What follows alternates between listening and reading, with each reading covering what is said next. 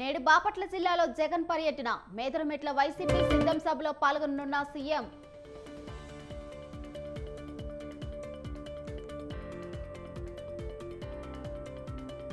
నేడు Kadapa airport terminal కు శంకుస్థాపన వర్చువల్ గా శంకుస్థాపన చేయనున్న ప్రధాని మోదీ.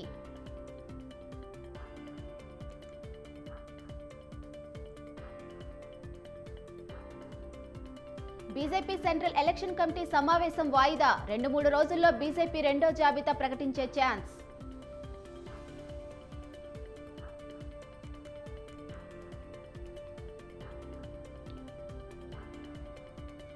ఢిల్లీ కేశవపూర్ మండీలో బోరుబావిలో పడ్డ చిన్నారి ఘటనా స్థలంలో కొనసాగుతున్న సహాయక చర్యలు.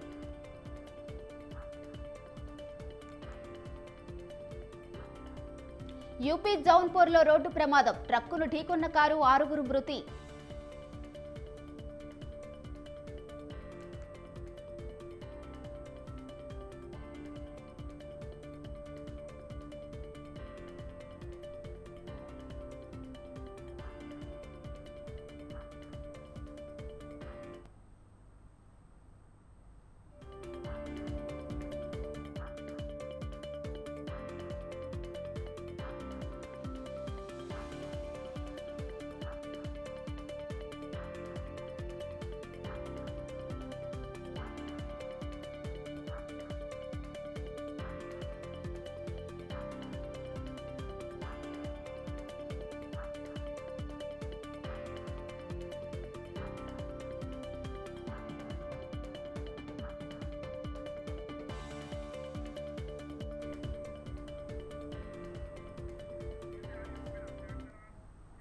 బ్రేకింగ్ న్యూస్ చూస్తున్నాం.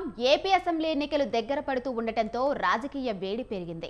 రోజు రోజుకు పార్టీలు మారుతున్నా వారి సంఖ్య పెరుగుతూ ఉంది. ఈ క్రమంలో ఏపీ రాజకీయాల్లో మరో కీలక పరిణామం చోటు చేసుకుంది. కాపు ఉద్యమ నేత ముద్రగడ పద్మనాభం వైసీపీలో చేరుతున్నట్లు ప్రకటించారు. ఈ నెల 14వ తేదీన సీఎం జగన్ సమక్షంలో వైసీపీలో చేరుతున్నట్లు తెలిపారు. కానికాడు జిల్లా కిర్లంపూడి నుండి ర్యాలీగా విజయవాడకు వెళ్తామని తెలిపారు. ఎటువంటి షరతులు లేకుండానే వైసీపీలో చేరుతున్నట్లు ముద్రగడ స్పష్టం చేశారు. ఎంపీ ఎమ్మెల్యే ఏ సీటు ఆశించడం లేదన్న ముద్రగడ జగన్మోహన్ రెడ్డి అధికారంలోకి వచ్చేందుకు తాను మద్దతిస్తున్నట్లు చెప్పారు.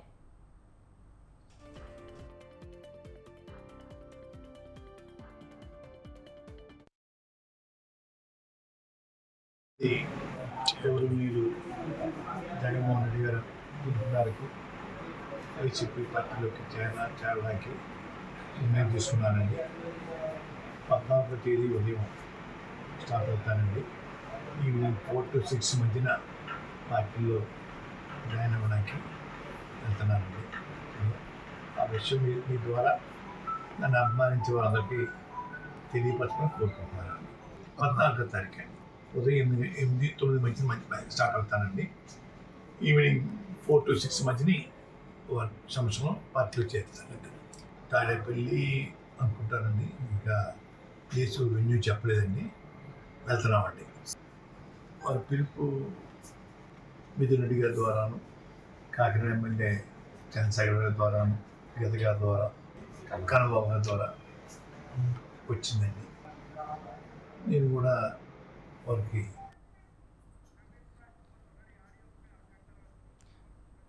ఇక ఇదే అంశంపై మరింత సమాచారం మా ప్రతినిధి నవీన్ రాజ్ ఫోన్లో అందిస్తారు. చెప్పండి నవీన్ రాజ్, కాపు ఉద్యమ నేత ముద్రగడ పద్మనాభం ఈ నెల 14న వైసీపీలో చేరుతున్నట్లు సమాచారం అయితే అందుతుంది. దీనిపై పూర్తి అప్డేట్స్ ఏంటి? థ్యాంక్ యూ మాదిరి. ఎట్టకేలకు కాపు ఉద్యమ నేత ముద్రగడ పద్మనాభం అయితే కనుక నోరు విప్పారు. ఆయన ఏ పార్టీలోకి వెళ్తున్నారు అనేది ఆయన స్పష్టం చేసిన పరిస్థితి ఉంది. మీడియా ముందు ఇప్పటి వరకు కూడా ఆయన ఏ పార్టీలోకి వెళ్తారు, ఏ పార్టీలో చేరతారు, ఆయన చుట్టూ ఈ ఒక రాజకీయం అయితే నడిచింది. ఎట్టకేలకు ఆయన అయితే కనుక మీడియా ముందు గుట్టు విప్పి వైసీపీ పార్టీలోకి వెళ్తున్నట్లుగా అయితే ఆయన ఈ రోజు మీడియా ముందు అయితే ఆయన తన నిర్ణయాన్ని వెల్లడించిన పరిస్థితి ఉంది. ఈ నెల 14వ తేదీన సీఎం సమక్షంలో పార్టీలో చేరుతున్నట్లు కూడా ఆయన స్పష్టం చేసిన పరిస్థితి ఉంది. అంటే భారీ క్యాన్ అయితే కనుక ఆయన విజయవాడ తాడేపల్లికి వెళ్ళి 14వ తేదీ సాయంత్రం 4-5 గంటల మధ్యలో ఆయన పార్టీలో చేరుతున్నట్లు చెప్పారు. అదేవిధంగా ఆయనతో పాటు ఆయన కుమారుడు గిరిబాబు కూడా ఈ పార్టీలో చేరుతున్నారు. ఆయనతో పాటు ఈ పార్టీలో అయితే కనుక కేవలం అటు కాకినాడ సిటీ ఎమ్మెల్యే దోరంపూడి చంద్రశేఖర్ రెడ్డి, అలాగే సమన్వయకర్త మిథున్ రెడ్డి, కన్నబాబు, అలాగే వంగ గీత వీళ్ళ వీరు వచ్చి నాతో సంప్రదింపులు చేశారు. సీఎం జగన్మోహన్ రెడ్డి నన్ను పార్టీలోకి ఆహ్వానించారు. ఈ నేపథ్యంలో ఆయన పార్టీలోకి వెళ్తున్నట్లుగా అయితే చెప్పిన పరిస్థితి ఉంది. అంటే పార్టీలో చేరడానికి ఎటువంటి షరతులు పెట్టలేదు. ఎంపీ, ఎమ్మెల్యే ఏ సీటు నేను ఆశించడం లేదు. సీఎం జగన్మోహన్ రెడ్డి ఏం చెప్తే అది చేయడానికి నేను సిద్ధంగా ఉన్నాను. ప్రధానంగా వచ్చే ఎన్నికల్లో వైసీపీ పార్టీ అధికారంలో రావడమే నా లక్ష్యం. ఆయన్ని సీఎం చేయడమే నా ప్రధాన లక్ష్యంగా నేను పెట్టుకున్నాను. వచ్చే ఎన్నికల్లో అయితే కనుక వైసీపీ పార్టీకి ప్రచారం చేసి ఆ పార్టీని అధికారంలోకి తీసుకొస్తాను అని చెప్పడం జరిగింది. అదేవిధంగా ఎన్నికల తర్వాత జగన్మోహన్ రెడ్డి ఏ పదవి ఇస్తారో, నాకు ఏ అవకాశం ఇస్తారో ఆయన నిర్ణయానికి వదిలేస్తున్నాను తప్ప ఎటువంటి షరతులు లేవు, ఎటువంటి ఆంక్షలు కూడా లేవు. నేను గతంలో రాజకీయాల్లో ఉండను అని చెప్పాను. ఇప్పుడు రాజకీయాల్లో, ప్రత్యక్ష రాజకీయాల్లో నేను పాల్గొంటాను అని చెప్పడం జరిగింది. మాధురి. Thank you Naveen Raj.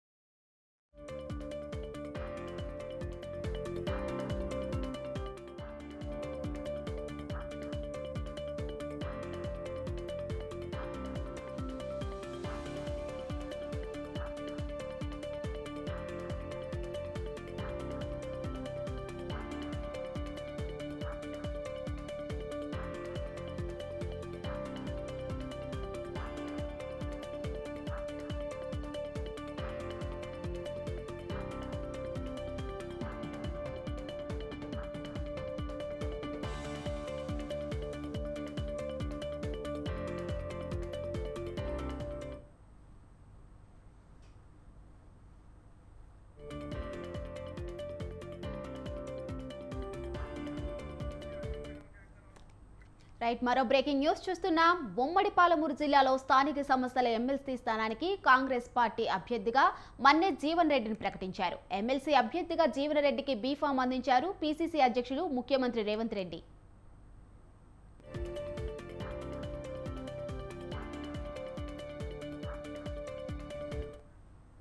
ఇక 2 సంవత్సరాల క్రితం జరిగిన ఎన్నికలలో ఎమ్మెల్సీగా గెలుపొందిన కసిరెడ్డి నారాయణ రెడ్డి తన పదవికి రాజీనామా చేసి కల్వకుర్తి ఎమ్మెల్యేగా గెలుపొందడంతో ఉప ఎన్నిక అనివార్యమైంది.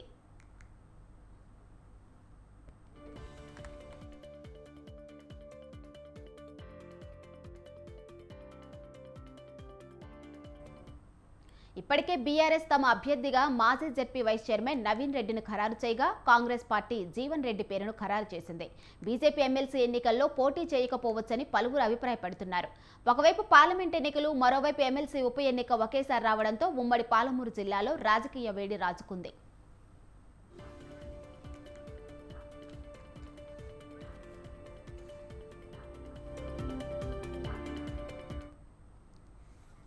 ఇక ఇదే అంశంపై మరింత సమాచారం మా బ్యూరో చీఫ్ నరేష్ అందిస్తారు. చెప్పండి నరేష్. రేపటితో మహబూబ్ నగర్ స్థానిక సంస్థల ఎమ్మెల్సీ ఉప ఎన్నికల నామినేషన్ గడువు ముగుస్తోంది. ఈ నేపథ్యంలో కాంగ్రెస్ ఇప్పటికే మన్నె జీవన్ రెడ్డి అభ్యర్థిత్వాన్ని ఖరారు చేసింది. ఈ పరిస్థితుల్లో ఈ రోజు రేవంత్ రెడ్డితో భేటీ అయిన నవీన్ మన్నె జీవన్ రెడ్డి కు బీఫామ్ ను పీసీసీ చీఫ్ రేవంత్ రెడ్డి అందజేశారు. మార్చి 28న ఓటింగ్ జరుగుతోంది. అయితే ఈ ఎన్నికల నుంచి బీజేపీ ఇప్పటికే తప్పుకుంది. బీఆర్ఎస్ నవీన్ రెడ్డి పేరును ప్రతిపాదించింది, కాంగ్రెస్ మన్నె జీవన్ రెడ్డి పేరును ప్రతిపాదించింది. కాబట్టి వీళ్ళిద్దరూ పరస్పరం తలపడతారు. ఎన్నికల్లో స్థానిక సంస్థల ప్రజాప్రతినిధులు తమ ఓటు హక్కును వినియోగించుకుంటారు. గత ఎన్నికల్లో టీఆర్ఎస్ అభ్యర్థిగా పోటీ చేసిన నారాయణ రెడ్డి, కసిరెడ్డి నారాయణ రెడ్డి ఆ తర్వాత కాంగ్రెస్ పార్టీలో చేరి మొన్న జరిగిన అసెంబ్లీ ఎన్నికల్లో కల్వకుర్తి నుంచి ఎమ్మెల్యేగా ఎన్నికయ్యారు. దీంతో ఆ స్థానానికి ఖాళీ ఏర్పడ్డ ఖాళీని భర్తీ చేసేందుకు గతంలో ఎన్నికల కమిషన్ షెడ్యూల్ విడుదల చేసింది. 4వ తారీఖు నుంచి 11వ తారీఖు వరకు నామినేషన్లను స్వీకరిస్తుంది. అంటే నామినేషన్ల గడువు రేపటితో ముగుస్తున్న పరిస్థితుల్లో ఈ రోజు మన్నె జీవన్ రెడ్డి కు బీఫామ్ ను కాంగ్రెస్ పార్టీ అందజేసింది. నవీన్ రెడ్డి బీఆర్ఎస్ నుంచి తలపడుతున్నారు. అయితే సంఖ్యాబలం రీత్యా చూసుకుంటే టీఆర్ఎస్ అభ్యర్థి నవీన్ రెడ్డి సునాయాసంగా గెలవాలి. దాదాపు 1100 ఓట్లలో 800 ఓట్లు టీఆర్ఎస్ కే ఉన్నాయి. కానీ అసెంబ్లీ ఎన్నికల్లో టీఆర్ఎస్ ఓటమి పాలైన తర్వాత చాలా మంది స్థానిక సంస్థల ప్రజాప్రతినిధులు కాంగ్రెస్ పార్టీలో చేరారు. కాంగ్రెస్ పార్టీ నుంచి ఎమ్మెల్యేగా కూడా కొంతమంది ఎన్నికయ్యారు, కొంతమంది బీజేపీలో చేరిపోయారు. ఇటువంటి పరిస్థితుల్లో బీఆర్ఎస్ బలం చాలా తగ్గిపోయింది. ఇటువంటి పరిస్థితుల్లో కాంగ్రెస్ సునాయాసంగా ఆ సీటును గెలుచుకునేందుకు ఎమ్మెల్యేలను రంగంలోకి దింపింది. స్థానిక ప్రజాప్రతినిధులతో వాళ్ళంతా సంప్రదింపులు జరుపుతున్నారు. అయితే ఈ మహబూబ్ నగర్ స్థానిక సంస్థల ఎన్నికల ప్రభావం ఆ జిల్లాలోని 2 పార్లమెంట్ నియోజకవర్గాల మీద ఉండటంతో అటు టీఆర్ఎస్ ఇటు కాంగ్రెస్ రెండు కూడా ఆ స్థానాన్ని గెలుచుకునేందుకు పట్టుదలగా పనిచేస్తున్నాయి. మంత్రులు, మాజీ మంత్రులే ఏకంగా రంగంలోకి దిగి అభ్యర్థుల తరఫున జెడ్పీటీసీ, ఎంపీటీసీ, మున్సిపల్ కౌన్సిలర్లు వీళ్ళందరితో కూడా చర్చలు జరిపి ఓట్లు తమ వైపు తిప్పుకునేందుకు బీఆర్ఎస్, కాంగ్రెస్ పోటాపోటీగా ప్రచారం చేస్తా ఉన్నాయి. మార్చి 28న ఎన్నికలు జరుగుతాయి. అదే రోజు గెలిపేవారితో కూడా తేలిపోతుంది. అయితే ఈ ఎన్నికల ప్రభావం ఖచ్చితంగా పార్లమెంట్ ఎన్నికల మీద ఉండటంతో అన్ని పార్టీలు కూడా చాలా సీరియస్ గా తీసుకున్నప్పటికీ బీజేపీ సంఖ్యాబలం రీత్యా బీజేపీకి పెద్దగా బలం లేదు. పోటీ చేసినా కూడా 3వ స్థానానికి పరిమితం కావాల్సి ఉంటుంది. అంతిమంగా ఆ పార్లమెంట్ ఎన్నికల మీద దాని ప్రభావం చూపిస్తోంది. ఇటువంటి పరిస్థితుల్లో సేఫ్ గేమ్ బీజేపీ ప్లే చేసింది. అందుకే ఈ ఎన్నికల నుంచి బీజేపీ తప్పుకుంది. ఈ నేపథ్యంలో మహబూబ్ నగర్ స్థానిక సంస్థల కోటాలో ఎమ్మెల్సీ ఉప ఎన్నికల పోరు బీఆర్ఎస్ వర్సెస్ కాంగ్రెస్ అన్నట్టుగానే మనకు కనిపిస్తా ఉంది. Madhuri. Right Naresh, thanks for the updates.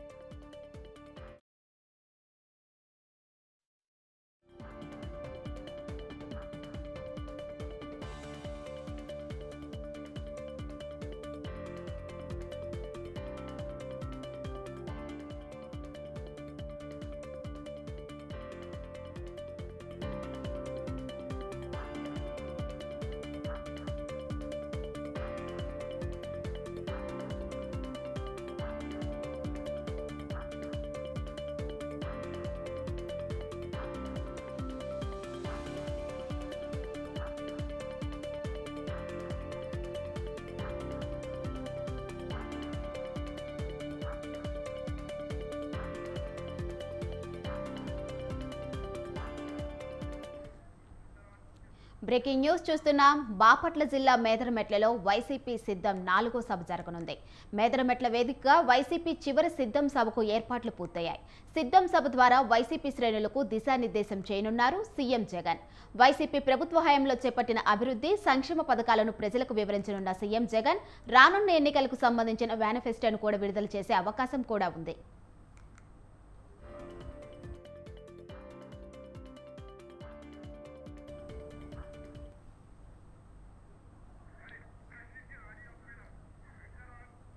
ఇవాళ మధ్యాహ్నం 2:55 తాడేపల్లిలోని తన నివాసం నుండి హెలికాప్టర్ ద్వారా బయలుదేరనున్న సీఎం జగన్ 3:25 హెలిప్యాడ్ దగ్గరకు చేరుకోనున్నారు.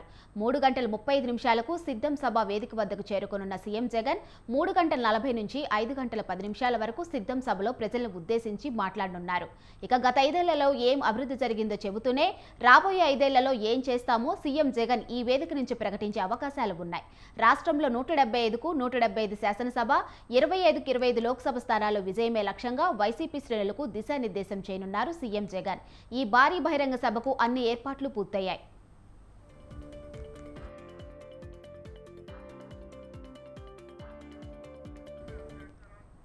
ఇక అద్దంకి నియోజకవర్గంలో మేదరమెట్ల వద్ద వందలాది ఎకరాల సువిశాల మైదానంలో సిద్ధం సభ నిర్వహించడానికి భారీ ఏర్పాట్లు చేశారు. గుంటూరు, బాపట్ల, పల్నాడు, ప్రకాశం, నెల్లూరు, తిరుపతి జిల్లాలోని 44 నియోజకవర్గాల నుంచి పార్టీ కార్యకర్తలు, నేతలు, అభిమానులు భారీ సంఖ్యలో రానున్నారు. పార్టీ శ్రేణులను ఎన్నికలకు సన్నద్ధం చేయడానికి సీఎం జగన్ ఇప్పటికే భీమిలి, దెందులూరు, రాప్తాళ్లు నిర్వహించిన సిద్ధం సభలు నిర్వహించారు.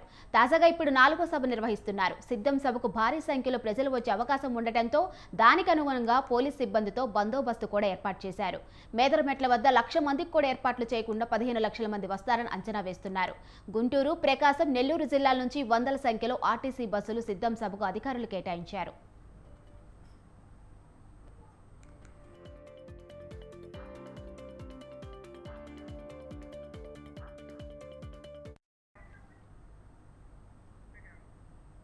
వైఎస్ఆర్ కాంగ్రెస్ పార్టీ మేనిఫెస్టోలో నూతన పథకాలపై ఏపీలో సర్వత్రా ఆసక్తి నెలకొంది. జగన్ ప్రకటించే సంక్షేమ పథకాలపై ఇప్పటికే పెద్ద ఎత్తున చర్చ జరుగుతుంది. వచ్చే ఎన్నికల కోసం జగన్ ఇవ్వబోయే కొత్త హామీలు ఏంటి? గత ఎన్నికల మేనిఫెస్టోలో ఇచ్చిన హామీలు ఎంత మేరకు అమలు చేశారు? సిద్ధం సభ వేదికగా ప్రజలకు జగన్ ఎలాంటి సందేశం ఇవ్వబోతున్నారనే ప్రశ్నలు ఇప్పుడు తలెత్తుతున్నాయి.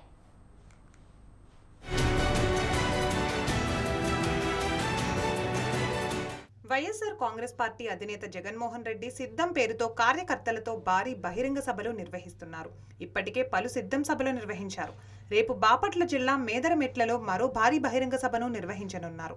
ఈ సభకు దాదాపుగా 15 లక్షల మంది వైసీపీ కార్యకర్తలు హాజరవుతారని అంచనా వేస్తున్నారు. గతంలో సిద్ధం పేరుతో ఉత్తరాంధ్ర జిల్లాలో భీమిలి వేదికగా సిద్ధం సభను నిర్వహించారు. ఆ తర్వాత ఉమ్మడి గోదావరి జిల్లాల్లో కృష్ణా జిల్లాకు సంబంధించినవి కలిపి దెందులూరు నియోజకవర్గంలో సిద్ధం సభను నిర్వహించారు. ఈ సభకు దాదాపు 4 లక్షల మంది కార్యకర్తలు హాజరైనట్లు వైసీపీ నేతలు చెబుతున్నారు. అలాగే రాయలసీమ జిల్లాలకు సంబంధించి అనంతపురం జిల్లా రాప్తాడులో సిద్ధం భారీ బహిరంగ సభను నిర్వహించింది. ఈ సభకు దాదాపుగా 10 లక్షల మంది కార్యకర్తలు హాజరయ్యారని వైసీపీ భావిస్తోంది.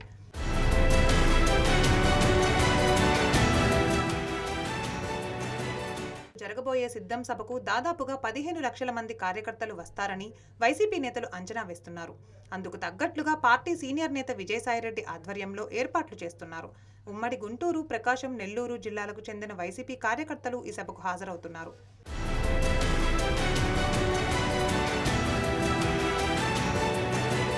సిద్ధం సభ వేదికగా వైసీపీ ఎన్నికల మేనిఫెస్టోను ప్రకటించనుందని ఆ పార్టీ సీనియర్ నేత విజయసాయిరెడ్డి ఇప్పటికే ప్రకటించారు.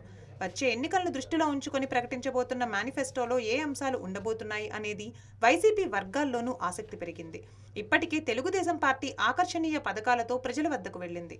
ఈ పథకాల్లో బస్సుల్లో మహిళలకు ఉచిత ప్రయాణం, సబ్సిడీ పైన గ్యాస్ సిలిండర్లు, కుటుంబంలో ఎంతమంది ఆడపిల్లలు చదువుకుంటున్నా వారందరికీ ఏటా 18,000 రూపాయల నిధులు కేటాయించడం, అటువంటి అనేక కీలక అంశాలను తెలుగుదేశం పార్టీ ప్రకటించింది.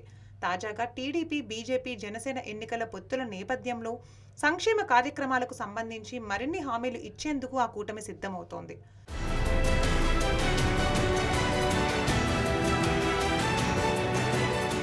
టీడీపీ ఎన్నికల మేనిఫెస్టో కంటే మరింత సంక్షేమం అందించేలా వైఎస్ఆర్ కాంగ్రెస్ పార్టీ మేనిఫెస్టో ఉండే అవకాశం ఉందని వైసీపీ వర్గాలు అభిప్రాయపడుతున్నాయి. వైసీపీ మేనిఫెస్టోలో ప్రధానంగా సామాజిక పెన్షన్ల పెంపుకు సంబంధించిన కీలక ప్రకటన ఉండే అవకాశం ఉన్నట్లు వైసీపీ నేతలు చెబుతున్నారు. ఈ పెన్షన్లను 5,000 వరకు పెంచుకుంటూ వెళ్తామని జగన్ హామీ ఇచ్చే అవకాశం ఉందని ప్రచారం జరుగుతోంది. అలాగే డ్వాక్రా రైతు రుణమాఫీ వంటి అంశాలపైన కూడా ప్రకటన చేసే అవకాశం ఉందనే తీవ్ర చర్చ జరుగుతోంది. అలాగే ప్రతి ఏటా 4 గ్యాస్ సిలిండర్లు మహిళలకు ఉచితంగా ఇచ్చే అంశంపైన ఎన్నికల మేనిఫెస్టోలో జగన్ ప్రకటన చేసే ఛాన్స్ ఉందని వాదనలు బలంగా వినిపిస్తున్నాయి.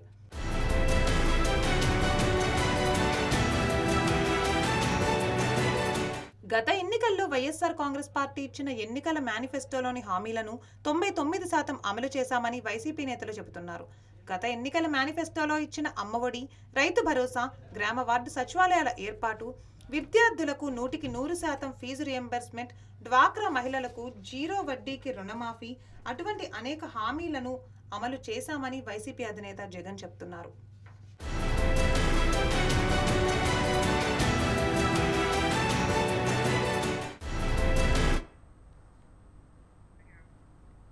ఏపీ రాజకీయాలు మరో కీలక మలుపు తిరిగాయి. గత కొన్ని వార్తల్లో నిలుస్తున్న పొత్తుల పంచాయతీకి ఎట్టకేలకు ఫుల్ స్టాప్ పడింది. తెలుగుదేశం, జనసేన, బీజేపీల మధ్య పొత్తు పొడిచింది. దాదాపు 6 ఏళ్ల తర్వాత ఎన్డీఏలోకి టీడీపీ రీ ఎంట్రీ ఖాయమైంది. దీంతో రానున్న ఎన్నికల్లో మళ్లీ 2014 సీన్ రిపీట్ కానుంది.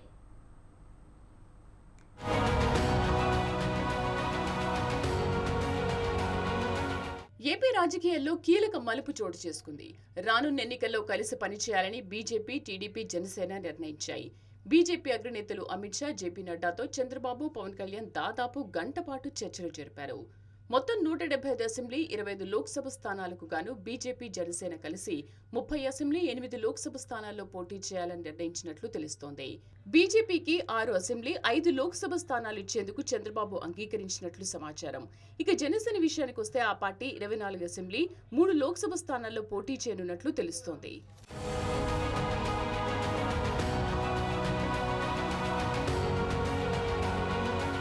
అయితే ఈ పొత్తులపై త్వరలోనే అధికారిక ప్రకటన రానుంది. చంద్రబాబు పవన్ కళ్యాణ్ విజయవాడ తిరిగి వచ్చిన తర్వాత ఏపీ బీజేపీ అధ్యక్షురాలు పురంధేశ్వరితో కలిసి అభ్యర్థుల జాబితాను ప్రకటించే అవకాశం ఉన్నట్లు తెలుస్తోంది. ఇక ఈ నెల 17న చిలకలూరిపేటలో టీడీపీ జనసేనలు కలిసి భారీ బహిరంగ సభ నిర్వహించి దానిలో ఉమ్మడి మేనిఫెస్టో ప్రకటించబోతున్నాయి. ఇప్పుడు వాటితో బీజేపీకి పొత్తు కుదిరింది కనుక ఈ సభలో బీజేపీ నేతలు కూడా పాల్గొనే అవకాశం ఉందని అంటున్నారు.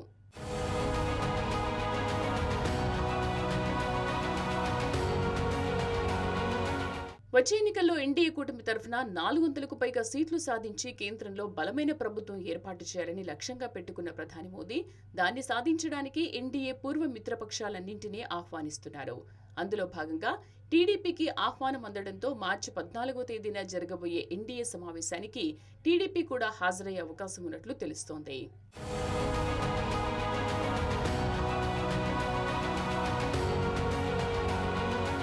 టీడీపీ జనసేన బీజేపీ మధ్య పొత్తు కుదిరిందని 3 పార్టీలు కలిసి పోటీ చేయాలని నిర్ణయించాలని టీడీపీ నేత కనకమెడల రవీంద్రకుమార్ చెప్పారు. పార్టీల బలాబలాల మేరకు పోటీ చేసే స్థానాలను త్వరలో నిర్ణయించనున్నట్లు తెలిపారు. బీజేపీతో పొత్తు అధికారం కోసం కాదని రాష్ట్ర భవిష్యత్తు కోసమేనని కనకమెడల స్పష్టం చేశారు. ప్రభుత్వ వ్యతిరేక ఓటు చీలకూడదన్నదే ప్రధాన ఉద్దేశ్యమని తెలిపారు. BJP high command our party national president Chandrababu Naidu గారు had a meeting with Amit Shah and Nadda ji along with Pawan Kalyan. Telugudesam is joining in NDA and also Janasena is a part of already NDA and they came to understand to contest with the alliance of all the 3 parties in the state of Andhra Pradesh in the ensuing election 2024. 3 parties will issue a joint statement in this connection. There is a clear-cut understanding. They have discussed at length all the issues and our party is joining in NDA. And also we will decide, all the parties have decided together, contest with alliance in the state of Andhra Pradesh in coming 2024 election. మొత్తానికి ఎన్నికల వేళ AP రాజకీయాల్లో కీలక పరిణామం చోటు చేసుకుంది. అధికార YCP ఓటమే లక్ష్యంగా ప్రతిపక్షాలు ఎన్నికలకు రెడీ అవుతున్నాయి. వైసీపీ మాత్రం ఒంటరిగానే పోటీ చేస్తామని, సంక్షేమ పథకాలే పార్టీని గెలిపిస్తాయని చెబుతోంది. మరి రానున్న ఎన్నికల్లో ప్రజలు ఎవరికి పట్టం కడతారో అనేది తేలాలంటే ఎన్నికల ఫలితాల వరకు వేచి చూడాలి.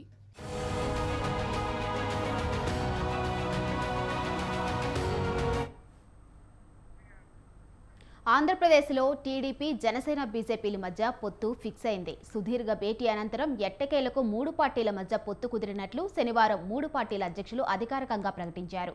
ఈ క్రమంలో ఎన్డీఏ కూటమిలో తిరిగి 6 ఏళ్ల తర్వాత జాయిన్ కావడంపై చంద్రబాబు ట్విట్టర్ వేదికగా రియాక్ట్ అయ్యారు.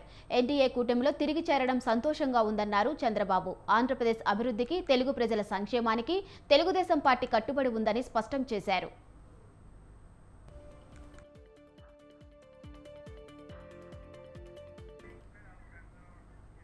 టీడీపీ, జనసేన, బీజేపీ 3 పార్టీలు కేవలం పొత్తు మాత్రమే కాదని రాష్ట్ర దేశాభివృద్ధికి పాటుపడే భాగస్వామ్య కూటమి అని అన్నారు. ఏపీ ప్రజలు తమకు సేవ చేసేందుకు చారిత్రాత్మక తీర్పుతో అధికారాన్ని అందిస్తారని ఆశిస్తున్నానన్నారు. ఆంధ్రప్రదేశ్ అభివృద్ధి స్వర్ణయుగానికి కృషి చేస్తామన్నారు. ప్రధాని మోడీతో కలిసి ప్రజా ప్రభుత్వాన్ని ఏర్పాటు చేస్తామని ధీమా వ్యక్తం చేశారు. ఇక టీడీపీ, జనసేన, బీజేపీ పొత్తుపై కేంద్ర హోంశాఖ మంత్రి అమిత్ షా కూడా ట్విట్టర్ వేదికగా తెలుగులో ట్వీట్ చేశారు. ప్రధాని నరేంద్ర మోడీ దార్శనికతతో కూడిన నాయకత్వం ఎన్డీఏలో అందరినీ కలుపుకొని పోయి రాజకీయాలకు బలమైన వేదికగా నిరంతరం అభివృద్ధి చెందుతుందని అన్నారు. మోదీ నాయకత్వంలో తమకున్న నమ్మకాన్ని ధృవీకరిస్తూ తెలుగుదేశం పార్టీ, జనసేన పార్టీలు ఎన్డీఏలో చేరాయని తెలిపారు. చంద్రబాబు నాయుడు, పవన్ కళ్యాణ్లు ఎన్డీఏలోకి స్వాగతిస్తున్నారని అమిత్ షా అన్నారు. వారితో భాగస్వామ్యం ఆంధ్రప్రదేశ్ ప్రజల ఆకాంక్షలను వేగవంతం చేస్తుందని అమిత్ షా ట్వీట్ చేశారు.